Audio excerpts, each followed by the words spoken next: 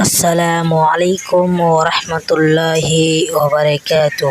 প্রিয় দিনদার ইমানদার মুসলমান ভাই ও বোনেরা, আজকের সেরা আলোচনা মা বাবার জন্য প্রিয় দোয়া। এই দোয়াগুলো অবশ্যই মা বাবার জন্য পড়তেই হবে। সেই জনম দুঃখী মা, যে মা আমাকে লালন পালন করেছে কষ্টের সাথে। বন্ধুরা চলুন, অবশ্যই প্রিয় বন্ধুরা, মা বাবার জন্য দোয়াটি জীবনে আপনার একবার হলেও দোয়াটি অবশ্যই পড়বেন। তো চলুন, দোয়াটি হলো রব্বির হামহুমা কামা রব্বায়ানি সগীরা।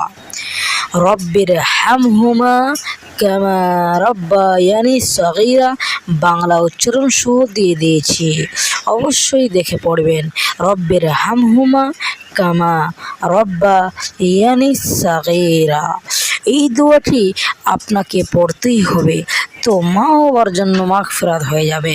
ওর অর্থ, হে আমাদের পালনকর্তা, তাদের উভয়ের প্রতি দয়া করো, যেভাবে তারা আমাকে শৈশবে লালন পালন করেছে, শৈশবে কষ্টের সাথে মানুষ করিয়েছে।